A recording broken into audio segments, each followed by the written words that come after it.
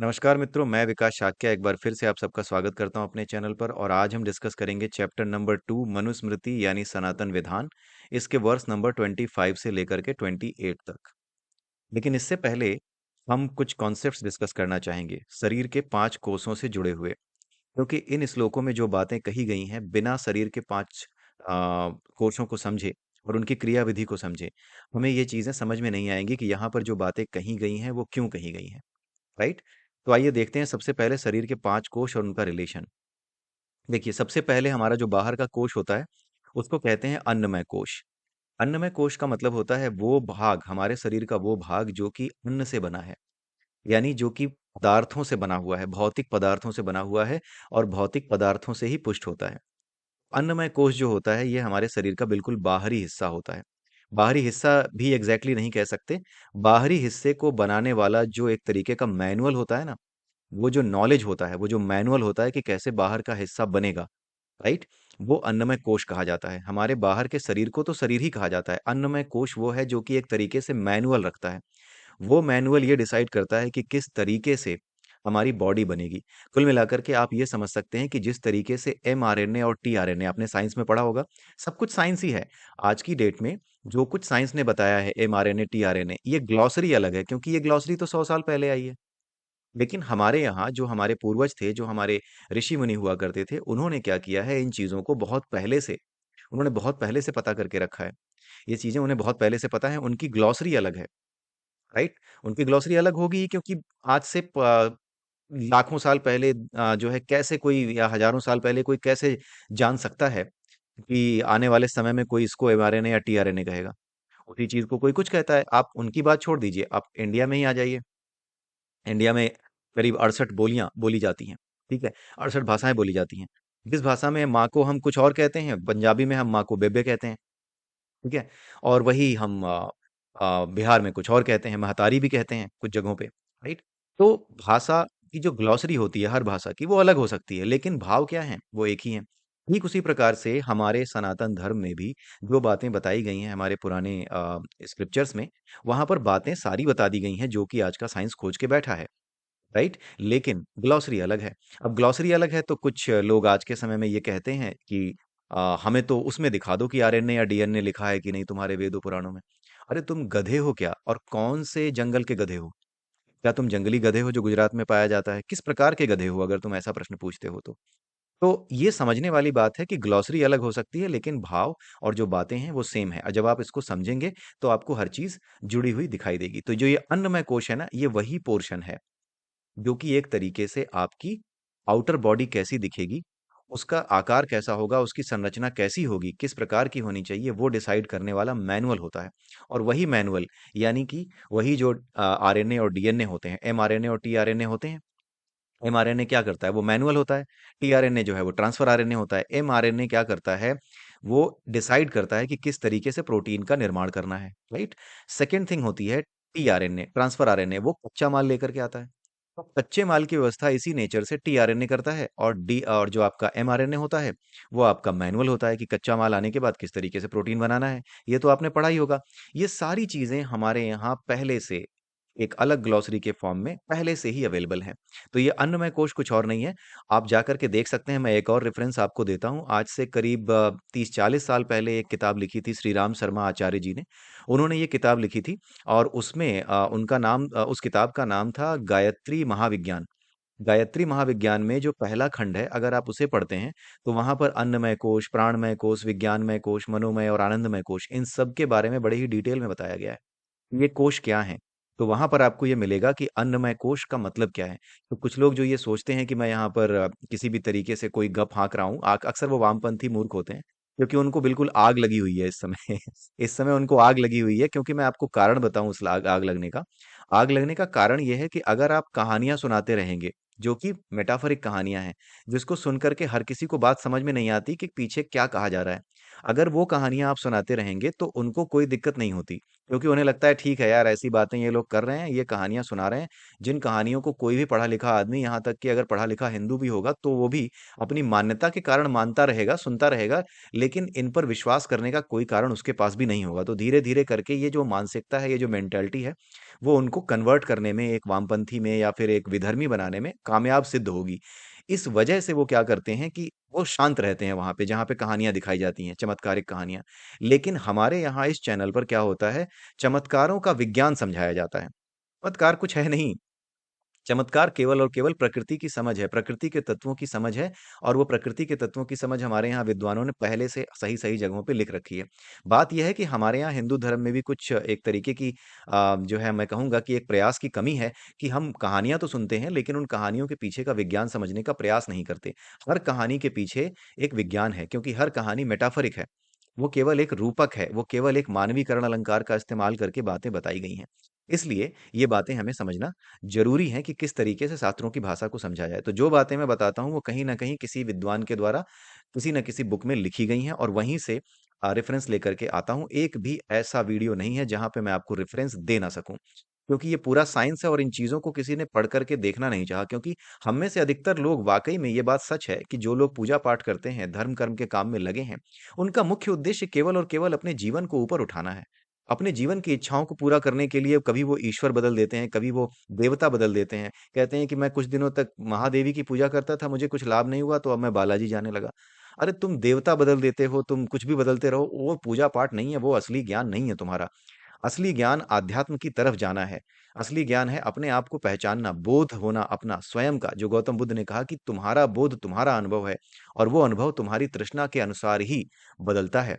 तुम्हारी तृष्णा जिस दिन छूट जाएगी तुमसे, तुम्हारी वासना जिस दिन छूट जाएगी तुमसे, उसी दिन तुम वास्तविक सत्य की ओर बढ़ने लगोगे। इन तृष्णाओं और वासनाओं से दूर हटने के लिए ही, अगर आप देखें, तो बौद्ध धर्म में भी जो महायानी थे, उन्होंने भी परंपराएं बनाई। उन्होंने भी बौद्ध धर्म से विवाह करने के अलग नियम बनाए, जबकि गौतम बुद्ध ने केवल और केवल मेडिटेशन, ध्यान करने पर ही जोर दिया। वो ध्यान योगी थे, लेकिन जरा सोचिए कि ध्यान योग से सारा काम अगर बन तो जाता है सारा काम, लेकिन हर कोई गौतम बुद्ध थोड़ी है। इसीलिए समाज को संतुलित रखने के लिए कुछ परंपराएं हीन यानियों के अलावा महायानियों ने, क्योंकि हीन यानी वास्तविक बौद्ध हैं, जो बुद्ध के वास्तविक जो चरित्र को उजागर करते हैं, वो हीनयानी ही हैं। लेकिन महायानी क्या है? महायानी है वो जो कि उन्होंने क्या किया कि हिंदू धर्म की तरह ही इस बात को समझा। इस बात को समझने के बाद उन्होंने जाना कि जब तक हम परंपराएँ और रीत-रिवाज नहीं बनाएँगे, तब तक लोगों को जोड़ के रखना और लोगों को उसके पीछे का विज्ञान समझाना आसान नहीं होगा। इसलिए उन्होंने भी उस तरफ जनता को लेकर के पहुँचाया। लेकिन बात ये हुई कि आज के समय में बाहर जो है मुगलों का आक्रमण हुआ, कभी उन्होंने बख्तियार खिलजी ने नालंदा जला दी, तो वहाँ पे इतनी चीज़ें जल गईं, जहाँ पे सारा विज्ञान भरा पड़ा था। ये सारी बातें जो आप सुन रहे हैं ना, ये सारी बातें वहाँ पे उन किताबों में थीं, जो कि नालंदा के भीतर अवेलेबल थीं। लेकिन बख्तियार खिलजी, उस निर्दयी ने सारी किताबें जला दी, बौद्ध भिक्षुओं को मारा, काटा। और आज के समय में उनके जो मानस पुत्र हैं, जो उनके ब्रेन चाइल्ड हैं, वो ये साबित करने में लगे हैं कि जो नालंदा है, उसको ब्राह्मणों ने जलाया। तुम्हें शर्म नहीं आती है? मतलब किस स्तर के नीच लोग हैं ये, मुझे तो ये समझ नहीं आता है, और किस स्तर के बेवकूफ़ हैं वो लोग जो इस बात पर विश्वास करते हैं। मुझे तो आश्चर्य होता है कि किस तरीके से आज के लोग ये नहीं मानते कि ब्राह्मणों ने बामियान की बुद्धि की मूर्ति नहीं उड़ा दी। अगर मैं सही बता रहा हूँ, अगर इतिहास आपके सामने ना होता और साक्ष्य आपके सामने ना होते, अभी ये अगर 100 साल पुरानी भी घटना होती, तो इस पर भी वामपंथी और ये दुष्ट, ये नीच, ये लीपापोती कर देते कि बामियान में भी बुद्ध की मूर्ति को ब्राह्मणों ने उड़ाया है। शर्म करो, नीचों शर्म करो। तो आइए आगे आते हैं। अन्नमय कोश के विषय में हमने समझ लिया। अब आते हैं प्राणमय कोश के बारे में। प्राणमय कोश क्या होता है? हमारे शरीर में जो प्राण धाराएँ बहती हैं, जो ऑक्सीजन है, जो प्राण वायु है, हमारे शरीर में 5 तरह की वायु रहती हैं। साइंस केवल ऑक्सीजन की बात करता है, लेकिन हमारे शरीर में ऑक्सीजन के अलावा उस ऑक्सीजन के 5 पार्ट होते हैं, उस प्राण वायु के 5 पार्ट होते हैं। वो 5 पार्ट कैसे काम करते हैं, उसका जो लेखा-जोखा होता है, वो प्राणमय कोश के पास होता है, यानी प्राणमय कोश में होता है। वो लाइफ फ़ोर्स वहीं पे रहती है। जो हमारा भौतिक शरीर है, वो उसी लाइफ फ़ोर्स से चलता है। उसके बाद आता है मनोमय कोश। जो मनोमय कोश है, वो क्या करता है? हमारे मन में जो विचार उत्पन्न होते हैं, हमारे मन में जो विचार उत्पन्न होते हैं ना, उन विचारों को मनोमय कोश में स्थान मिलता है। विचारों को नहीं, विचारों के कारण उत्पन्न होने वाले भावों को। जैसे आपके मन में विचार आया कि ये आदमी बड़ा बुरा है, जैसे आप अगर वामपंथी हैं और मेरा वीडियो देख रहे हैं, और जो है आपको बड़ा गुस्सा आ रहा है, तो ये गुस्सा आपके मनोमय कोश में इकट्ठा हो रहा है। उस गुस्से से कोई फायदा नहीं होगा, आप अपना ही नुकसान करेंगे, क्योंकि मनोमय कोश में ये जो भाव होते हैं, ये भाव क्या होते हैं? नेगेटिव चार्जेस होते हैं। ठीक है? ये नेगेटिव चार्जेस क्या होते हैं? आपके मनोमय कोश में इकट्ठे होते हैं। चाहे आप खुश हों, चाहे आप दुखी हों, चाहे आपका मन प्रफुल्लित हो, चाहे आपका मन बिल्कुल मरा जा रहा हो। किसी भी स्थिति में आपके मन में केवल और केवल आपके मनोमय कोश में केवल और केवल नेगेटिव चार्जेस उपलब्ध होते हैं जब आप भावों के साथ जीते हैं, भावनाओं से जुड़ जाते हैं। जब आप अपने काम को केवल काम की तरह करते हैं, कोई भावना उत्पन्न नहीं करते, तो आपके मन में, आपके मनोमय कोश में किसी भी तरह का नेगेटिव चार्ज इकट्ठा नहीं होता। जब आपके मन में नेगेटिव चार्ज इकट्ठा होता है, कब इकट्ठा होता है? जब आप किसी कर्म के फल से अपने आप को बांध लेते हैं, यानी उस कर्म से जुड़ी भावनाएँ आपसे जुड़ जाती हैं कि अगर ये पूरा हुआ तो मैं खुश होऊँगा, अगर ये नहीं हुआ तो परेशानी आ रही है, तो आपको चिंता घेर लेती है। ये चिंताएँ, ये दुःख, ये जितनी भी चीज़ें हैं हमारे शरीर में नेगेटिव चार्जेस को उत्पन्न करती हैं। ये नेगेटिव चार्जेस क्या होते हैं? मनोमय कोश में लगातार इकट्ठे होते रहते हैं। कभी जो है छोटी-छोटी चीज़ों के पूरा हो जाने पर ये नेगेटिव चार्जेस खत्म हो जाते हैं, न्यूट्रलाइज़ हो जाते हैं। लेकिन कुछ ऐसी इच्छाएँ होती हैं जो जीवन भर पूरी नहीं होती। फिर बुढ़ापे में क्या होता है, जो कहते हैं ना सठिया गए, मैं इसको गलत तरीके से नहीं ले रहा। मैं ये कह रहा हूँ, कुछ लोग कहते हैं ना कि सठिया गए, वो सठियाना कुछ नहीं होता। वो कुछ ऐसी चीज़ होती है, कहना नहीं चाहिए किसी वृद्ध व्यक्ति के लिए, लेकिन जो बातें कही जा रही हैं वो सठियाना केवल 60 की उम्र में नहीं होता। ये अगर आप वामपंथी हैं तो आप 25 साल के हैं तो भी आप सठियाए हुए हैं। राइट? अगर आप किसी भी उम्र में हैं, तो आप सठियाए हुए हैं, जब आपको नॉलेज नहीं है, जब आपको ये पता नहीं है कि अगर आप इच्छाएँ ज़्यादा करते हैं और उन इच्छाओं के पीछे बहुत ज़्यादा भागते हैं, तो आपके मन के भीतर नेगेटिव चार्जेज़ इकट्ठे होने लगते हैं, मनोमय कोश में, जिसको अंतःकरण कहते हैं। ये मनोमय कोश ऐसा नहीं है कि ये शरीर में अगर आप खोदेंगे तो ऐसे निकलेगा। वामपंथी होगा कोई ना तो कहेगा, अच्छा अगर मैं शरीर को फाड़ के देखूँ तो क्या ये सब दिखाई देगा? तुम फालतू बातें कर रहे हो। अरे गधासुर! ये दिखाई नहीं देगा, ये केवल एक रिप्रेज़ेंटेशन है। ये केवल एक रिप्रेजेंटेशन है ताकि आप समझ सको कि हमारे शरीर के इतने हिस्से होते हैं, हमारे शरीर में इतने मैनुअल्स होते हैं। मनोमय कोश क्या होता है, उसके अंदर जिस तरह की भावनाएँ इकट्ठी होती हैं, उन भावनाओं के हिसाब से नेगेटिव चार्जेस जो इकट्ठे होते हैं, कुछ चार्जेस न्यूट्रलाइज़ होते रहते हैं। जैसे आज आपकी शादी आपकी मर्ज़ी की लड़की से नहीं हुई, 4 साल बाद, 10 साल बाद आप उससे मिले, पता चला उसने भी शादी नहीं की, आपने भी शादी नहीं की और पता चला कि फ़िल्म बन गई। और फ़िल्म के हिसाब से आपने कहा कि भई जैसे फ़िल्मों में होता है वैसे ही हमारी लाइफ़ हो गई और हम जो है फ़िल्म की तरह आज जो है 10 साल बाद मिले और शाहरुख खान और काजोल की तरह हमारी भी शादी जो है कुछ-कुछ होता है की तरह हो गई। तो जैसे ही वो सब हुआ वैसे ही आपकी न्यूट्रलाइज़ हो गई, जो आपके अंदर ख़्वाहिश रह गई थी। उसके न्यूट्रलाइज़ होते ही वो नेगेटिव चार्जेज़ निकल जाएँगे। लेकिन कुछ ऐसी ख़्वाहिशें होती हैं जो नेगेटिव चार्जेज़ के फ़ॉर्म में आपके शरीर के भीतर रहती हैं। अगेन अगर आप ये सोच रहे हैं कि मैं कोई कहानी बना रहा हूँ, you can go and read the Holy science. Holi Science में सारी चीज़ें बताई गई हैं। जो नेगेटिव डाइपोल होता है, डाइपोल का इलेक्ट्रिकल डाइपोल का जो नेगेटिव पार्ट होता है, उस नेगेटिव पार्ट से भावनाएँ बनती हैं। वो भावनाएँ चाहे जैसी भी हों, वो भाव बनते हैं और वो मनोमय कोश में अंतःकरण में इकट्ठे होते हैं। और जब वो इकट्ठे होते जाते हैं, तो आपकी जो एनर्जी है, ओवरऑल एनर्जी है, उसको चेंज करते हैं। ठीक है? ओवरऑल एनर्जी को चेंज कर रहे होते हैं और जैसी एनर्जी चेंज होती है और मनोमय कोश में जैसी वासनाएँ आप इकट्ठी कर लेते हैं, ठीक है? उसी हिसाब से आपकी जो बॉडी होती है, वो बॉडी क्या करती है, आपका जो मनोमय कोश है, उसी हिसाब से एक एनर्जी जो पैदा होती है, वो जो एनर्जी होती है, उसकी एक वेव होती है। वो वेव की एक फ्रीक्वेंसी होती है। वो फ्रीक्वेंसी जिस तरह की बॉडी में ट्यून हो सकती है, उसी तरह की बॉडी में वो ट्यून हो जाती है आपके शरीर के खत्म होने के बाद। यही पुनर्जन्म का रहस्य है। ये साइंस है, पुनर्जन्म का साइंस है ये। ठीक है? तो मनोमय कोश में जिस तरह की वासनाएँ आपकी इकट्ठी हैं, उसी के हिसाब से आपका जन्म होगा। अगेन ये फिर आपको जो गायत्री महाविज्ञान है, जो कि श्री राम शर्मा आचार्य जी द्वारा लिखी गई है, उस गायत्री महाविज्ञान में आपको ये चीज़ मिल जाएगी कि मनोमय कोश में किस तरीके से अंतःकरण में वासनाओं के इकट्ठे होने पर किस प्रकार से ऊर्जा परिवर्तित होती है और किस प्रकार से वो जाकर के एक नए शरीर में ट्यून होती है, उसकी फ्रीक्वेंसी के अकॉर्डिंग, राइट? तो मनोमय कोश में वासनाएँ इकट्ठी होती हैं और कुछ वासनाएँ जो न्यूट्रलाइज़ हो जाती हैं, वो चली जाती हैं, लेकिन जो रह जाती हैं, वो यहीं पे रहती हैं और उसी के अनुसार आपका नया जन्म होता है, राइट? तो ये चीज़ है। उसके बाद आता है विज्ञानमय कोश। आप इस प्रकृति के जितने रहस्यों को खोलते चले जाते हैं, जैसे न्यूटन ने गुरुत्वाकर्षण के नियम को समझ लिया, तो उसका विज्ञानमय कोश जो ये है ना, वो हमेशा मजबूत रहेगा। अब उसको ये जो अनुभव है कि किस प्रकार से चीज़ों को समझा जाता है, प्रकृति के रहस्यों को जाना जाता है, वो कितनी बार भी मरे और कितनी बार भी उसका जो अंतःकरण है, उसके भीतर कुछ भी भावनाएँ हों, लेकिन उसके भीतर जो विज्ञानमय कोश में ये बात जा चुकी है, अब ये उसके साथ रहेगी। जो ज्ञान भीतर प्रकट होता है, वो हमेशा शरीर के साथ जाता है। आप फिज़िक्स, केमिस्ट्री जो भी बाहर पढ़ रहे हो ना, ये नहीं जाएगा क्योंकि ये अन्नमय कोश जिससे कि आपका दिमाग, आपका मस्तिष्क बना है, वो सब शरीर के साथ नष्ट हो जाता है। लेकिन ये जो भीतर के कोश तक जो जानकारी पहुँच जाती है, वो नष्ट नहीं होती। वो एक जन्म से दूसरे जन्म, दूसरे से तीसरे जन्म ट्रैवल करती रहती है। ठीक है? ट्यूनिंग आपकी होती रहती है क्योंकि आपका अन्नमय कोश जो होता है ना, ये बाहर का शरीर समय आने पर मर जाता है। लेकिन भीतर के जो प्राणमय कोश, मनोमय कोश, आनंदमय कोश, विज्ञानमय कोश, ये जो 4 कोश हैं, ये चारों कोश क्या होते हैं, ये फिर भी हमेशा बने रहते हैं और ये क्या करते हैं, तब तक बने रहते हैं जब तक मनोमय कोश की एनर्जी बनी हुई है, जब तक उसमें एक ऐसी फ्रीक्वेंसी है जो कि किसी न किसी बॉडी में ट्यून हो सकती है। प्राणमय कोश से लेकर के आनंदमय कोश तक का जो पूरा का पूरा बॉडी बची होती है, इंटरनल बॉडी जो बची होती है, इसी को हम जीवात्मा कहते हैं। यही जीवात्मा है, ठीक है? और उसके बाद अगर आप देखें तो सबसे अंत में आता है आनंदमय कोश, जो आपको दिख रहा होगा, जो कि ब्लिस बॉडी के नाम से दिख रहा है। ये आनंदमय कोश क्या होता है? ये वो मैनुअल होता है, ये वो लोकेशन होता है, इसके पास कोई मैनुअल नहीं है। इसको आप ऐसे समझ जाइए कि ये एक तरीके से वो स्लॉट है जहाँ पे बैटरी लगी हुई है। यानी जो परमात्मा का अंश है, जिसे आत्मा कहते हैं, वो आत्मा, वो शून्य, वो आत्मा कुछ है नहीं, वो शून्य है। वो आत्मा जो कि समय के तारों पर यानी काल के तारों पर फिसल रही है, काल के साथ चल रही है, वही आनंदमय कोश में रहती है। वो कुछ है नहीं। जैसे भगवान बुद्ध से पूछा किसी ने कि आत्मा क्या होती है? उन्होंने बोला कि आत्मा के चक्कर मत पड़ो। आत्मा कुछ नहीं है, सब कुछ शून्य है। तो ये शून्यवाद हमारे यहाँ भी शास्त्रों में वैसे ही बताया गया है जैसे बौद्धिज्म में बताया गया है। आत्मा असल में शून्य है, कुछ भी नहीं है, वो शून्य। जब काल के धागों पर सफर करता है, यानी काल पर सफर करता है, काल यानी टाइम पर। जिस टाइम डायमेंशन की बात आइंस्टीन ने की थी, आइंस्टीन ने क्या बताया था कि टाइम भी एक डायमेंशन है। टाइम डायलेशन के कॉन्सेप्ट को आज हम पढ़ते हैं, तो टाइम भी एक एलिमेंट है। वो कुछ ऐसा नहीं है कि हमारे अपने मन से पैदा किया हुआ या हमारे संसार में जो ग्रह नक्षत्र गति कर रहे हैं उसके हिसाब से हमने डिसाइड कर लिया। नहीं, नहीं, वो टाइम तो हमारा अपना टाइम है, जिस टाइम को हमने देखा है, जिस टाइम को हमने डिसाइड किया है कि दिन कैसे होगा, रात कितना मानेंगे, ये सारी चीजें हमने डिसाइड की हैं।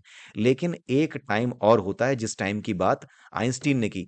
जिन्होंने ये बताया आइंस्टीन ने कि जिस टाइम की बात उन्होंने की थी, वो टाइम ऐसी चीज है जो कि पार्टिकल्स को लेकर के अपने साथ चलता है, लाइट को लेकर के अपने साथ चलता है। और अगर कोई चीज लाइट की स्पीड से भी आगे निकल जाए तो वो उस काल के अधीन हो जाती है, वो उस काल के बराबर हो जाती है, जिसको लेकर के कोई जो किसी और चीज को लेकर के चल ही नहीं रहा होता। जो टाइम है ना, वो केवल और केवल लाइट पार्टिकल्स को लेकर के ही चलता है आगे, वही उसको आगे बढ़ाता है। कुल मिलाकर के आइंस्टीन वहां तक पहुंच गए थे जहां तक हमारे प्राचीन ऋषि मुनि पहले पहुंचे हुए थे। वो बहुत बड़े ऋषि थे जो आइंस्टीन है। लेकिन आइंस्टीन उसके बाद एक चीज और बताने वाले थे जो कि बहुत महत्वपूर्ण थी। उसको कहते हैं कुछ फील्ड थ्योरी थी, कुछ उसका पूरा नाम मुझे याद नहीं आ रहा। उस फील्ड थ्योरी में क्या बताया गया था, उसमें क्या बताया गया था कि ये जो लाइट है और ये जो ग्रेविटेशन है, इसका आपस में रिलेशन है, यहां तक पहुंच गए थे। वो यहाँ तक पहुँच गए थे कि लाइट पार्टिकल्स और ग्रेविटेशन का आपस में रिलेशन है। फ़ील्ड थ्योरी थी कोई, उसका फर्स्ट वर्ड मुझे याद नहीं आ रहा, ठीक है? तो वो जो चीज़ है उन्होंने पहले ही बता दी थी आइंस्टीन ने। तो वो जो आइंस्टीन बता रहे थे वो यही बता रहे थे कि काल जो है वो लाइट के पार्टिकल्स को लेकर के लाइट को लेकर के चलता है, लेकिन लाइट की स्पीड से अगर आप ज़्यादा हो गए तो उसके अलावा कोई ऐसी चीज़ नहीं है जिसको कि काल यानी कि टाइम अपने साथ लेकर के चलता हो। इसलिए आप काल यानी शून्य हो जाएँगे, आप अनंत हो जाएँगे।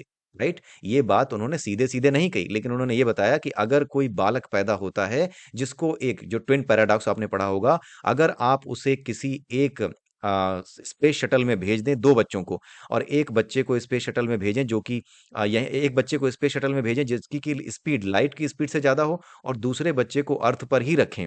उस केस में क्या होगा कि जो अर्थ पर बच्चा है वो तो बूढ़ा हो जाएगा, लेकिन लाइट की स्पीड से जिसको आपने ट्रैवल करा दिया है, उस बच्चे की उम्र नहीं बढ़ेगी। यानी काल का उस पर प्रभाव नहीं पड़ेगा। सोचिए कहाँ तक पहुँच गए थे। और लोग कहते हैं कि हमारे यहाँ विज्ञान नहीं है शास्त्रों में। आप सोच करके देखिए ये सारी बातें जो शून्य का कॉन्सेप्ट है, मैं एक किताब और बता रहा हूँ आपको, कली हनुवाणी, आप इसे पढ़िएगा। कली हनुवाणी को पढ़िएगा, हनुमान जी की वाणी है वो, उसमें उन्होंने शून्य के कॉन्सेप्ट को बड़े अच्छे से समझाया है। ये वो किताब है जो छुपा करके रखी गई थी। इसके बारे में ज़्यादा आगे नहीं बताया गया था क्योंकि समय आने पर ही इस रहस्य को खोला जाना था। क्योंकि इस समय असुरों यानी कि जो सनातन धर्म को नष्ट करने पर तुले हुए हैं, उनकी गिनती बहुत ज़्यादा है। यही वो समय है जब ये सारे रहस्य खुलने थे, जब हमारा चैनल आना था। क्योंकि ये चैनल उनको मानसिक रूप से प्रताड़ित कर रहा है, ध्वस्त कर रहा है, जो कि वामपंथी हैं और जो कि हमारे सनातन धर्म के नाश करने पर तुले हुए हैं। इसीलिए उनके जो है उधरने का या फिर उनके पागल हो जाने का समय निकट आ चुका है। इसीलिए ये सारे तथ्य, ये सारी बातें एक-एक करके प्रकट होंगी और विज्ञान कितना गहराई तक हमारे शास्त्रों में है, ये प्रकट होगा और इन बातों को सुन कर के वो बेचैन होते रहेंगे, छटपटाते रहेंगे और कोई फ़र्क फिर भी हमें नहीं पड़ेगा। तो आइए देखिए, आगे चलते हैं। आनंदमय कोश में वही शून्य जो कि काल के तारों पर चल रहा है, यानी प्रकाश के जो कण हैं, हमारा पूरा शरीर जो है वो प्रकाश शरीर है। इसके बारे में अगर आपको पढ़ना है तो again I would recommend you to read the Holy Science. The Holy Science में आप पढ़ सकते हैं कि किस प्रकार से हमारे शरीर को उन्होंने प्रकाश का शरीर कहा है। द होली साइंस, इस किताब को याद रखिए। इस किताब की जो हिंदी में व्याख्या है वो हमारे चैनल पर भी की गई है, द होली साइंस के नाम से। वहां पर जाकर के आप देख सकते हैं कि हमारी बॉडी प्रकाश शरीर क्यों कही जाती है। क्योंकि प्रकाश क्या है, वो लाइट वेव के रूप में भी चलती है और पार्टिकल के रूप में भी चलती है। जो लाइट पार्टिकल है ना, उन्हीं पार्टिकल्स का संघनित रूप यानी उसका कंडेंस्ड फॉर्म ही ये पूरी दुनिया है, राइट? तो जो कुछ लाइट पार्टिकल या उसकी स्पीड से कम चल रहा है, वही इस संसार में अपने आप को क्षय को प्राप्त होगा, यानी वही अपनी उम्र पूरी करता है, अपने आप को समाप्त करता है, यानी उसका अंत होता है, जो कुछ भी लाइट या उसकी स्पीड से कम पे चल रहा है। लेकिन जो कुछ लाइट की स्पीड से परे चला गया है, हो काल गति के परे चिरंतन, ये बात जो हमारे यहाँ कही कही जाती है, हो काल गति के परे चिरंतन, कभी यहाँ थे कभी वहां हो। ये बहुत गहरा रहस्य है जो कि सीधे सीधे आइंस्टीन ने भी खोज लिया था। लेकिन ये बात हमारे यहाँ हो काल गति के परे चिरंतन, ये बात बहुत पहले से हमारे यहाँ लिखी और समझाई गई है। लोग कहते हैं गुप्त काल में लिखी गई है। तुम्हारी मनुस्मृति कब लिखी गई? तो गुप्त काल में लिखी गई। अरे गधों, गुप्त काल में भी लिखी गई तो गुप्त काल में आइंस्टीन पैदा नहीं हुआ था, समझे?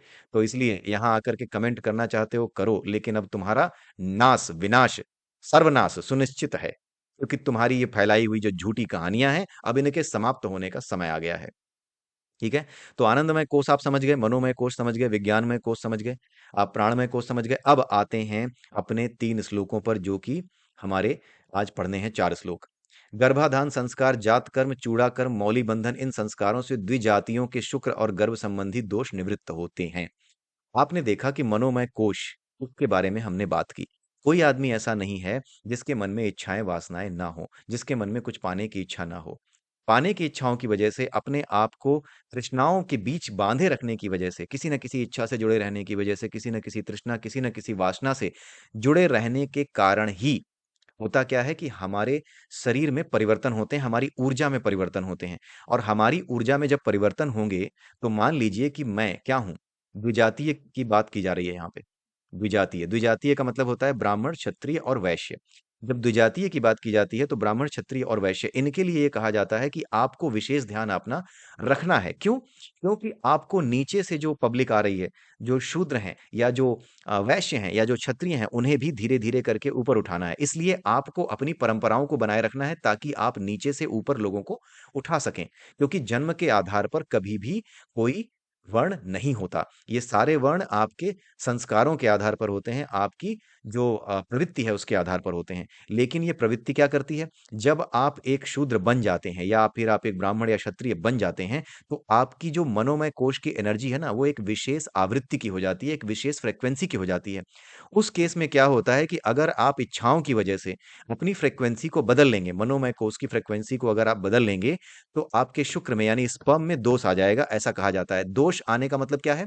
दोष आने का मतलब यह है कि आपकी फ्रीक्वेंसी क्योंकि ब्राह्मण की होनी चाहिए थी या क्षत्रिय की होनी चाहिए थी या वैश्य की होनी चाहिए थी, जो कुछ भी है, वो बिगड़ जाएगी। शूद्र की बात यहाँ नहीं की जा रही है कि तुम्हें मेंटेन रखना है, क्योंकि उन्हें शूद्र बना के रखना थोड़ी है। उन्हें ऊपर उठाना है। शूद्र वो है जो कि जन्म से नहीं, प्रवृत्ति से शूद्र है। और लोग इसका गलत मतलब निकालते हैं, क्योंकि वो पंचकोशों और उसके साइंस को नहीं जानते, जो अभी हमने 5 कोश डिस्कस किए हैं। इस वीडियो को जितना अधिक से अधिक आप फैला सकें, उतना फैलाइए, क्योंकि इस वीडियो के माध्यम से ही सनातन का असली विज्ञान लोगों की समझ में आएगा।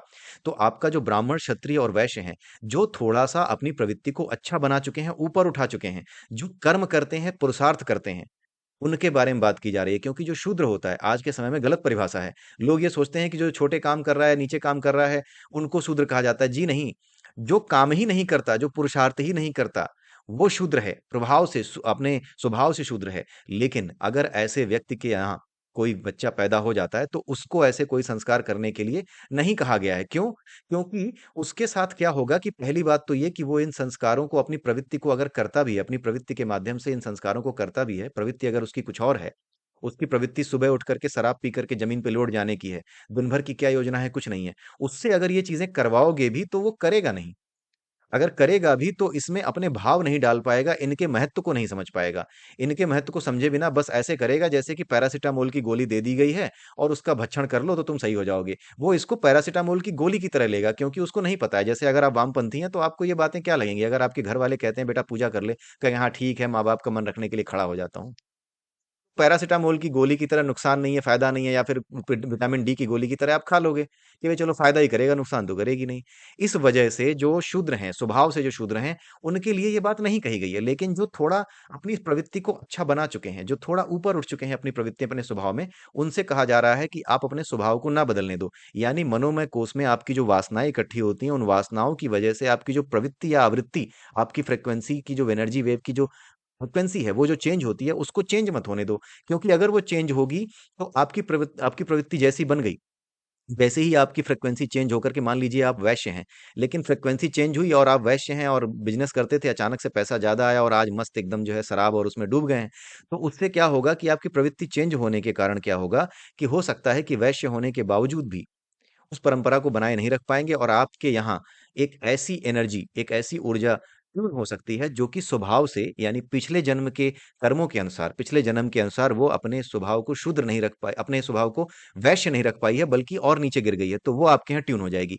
इसको कहते हैं वर्ण संकरता। जैसे इस बात का देखिए प्रमाण मैं हर चीज का दूंगा। इसको जाकर के आप देखिएगा, महाभारत में जो आपका भीष्म पर्व है, उसमें आप अगर देखें तो भगवान कृष्ण ने क्या बताया है। भगवत गीता में जब बातचीत हो रही थी, तो अर्जुन कहता है कि अगर मैं अपने पितामह को मार दूंगा, तो हमारे यहाँ ये जितने संस्कार कराए जाते हैं, जो कि हमारे बड़े बूढ़े ही करवाते हैं, ये जब मारे जाएंगे, तो हमारे यहाँ ये संस्कार बंद हो जाएंगे, और इन संस्कारों के बंद होने के कारण हमारे यहाँ वर्ण संकर संतानें पैदा होने लगेंगी। आप सोचिए, अगर वर्ण जन्म से होता, तो वो हमारा जो अर्जुन है, वो ये क्यों कहता कि वर्ण संकर हो जाएंगे। भाई अगर वर्ण जन्म से ही वर्ण होता, तो फिर तो वो हमेशा यही कहता, भैया उसको चिंता ही क्यों होती। वो तो कहता कि मैं तो क्षत्रिय हूँ, क्षत्रिय ही रहूंगा, वर्ण से क्षत्रिय हूँ, क्षत्रिय रहूंगा। लेकिन उसने ये कहा कि अगर मैं अपने इन संस्कारों को करवाने वाले माता पिता, सॉरी, अपने पितामह को मार दूंगा, तो इनको करवाने वाला कोई नहीं रहेगा, और जब इनको करवाने वाला कोई नहीं रहेगा, तो हम तो वर्ण संकर हो जाएंगे, यानी हमारे यहाँ दूसरे एनर्जीज ट्यून होने लगेंगी। मैं क्षत्रिय हूं, लेकिन हो सकता है वैश्य या फिर शूद्र की एनर्जी, यानी कि शूद्र स्वभाव वाले व्यक्ति की, कोई ऐसा व्यक्ति जो मरा है लेकिन उसकी एनर्जी शूद्र की हो चुकी है, और मेरे यहाँ भी अगर शूद्रता आ गई, हम भी अगर बिगड़ गए, तो हमारे यहाँ भी दूसरे वर्ण का, यानी दूसरी फ्रिक्वेंसी वेव का, दूसरे स्वभाव का व्यक्ति आकर के ट्यून होने लगेगा। राइट, इसको क्या कहते हैं? वर्ण संकरता कहते हैं। ये वर्ण संकरता है जो कि हर ग्रंथ को, भगवत गीता को, मनुस्मृति को, और आपकी द होली साइंस को, और गायत्री महाविज्ञान, ये जो महान विद्वानों के द्वारा लिखे गए ग्रंथ हैं, इनको पढ़े बिना समझ में आने से रही। ये समझ में नहीं आती है ऐसे, इसीलिए तो इन चीजों के गलत मतलब निकाले जाते हैं। हर चीज का मैंने आपको रेफरेंस दे दिया है। राइट, यहाँ पे क्यों ऐसा कहा गया है कि द्विजातियों को ही ये कर्म करना चाहिए? क्यों? क्योंकि द्विजातियों को इसके साइंस का पता होता है।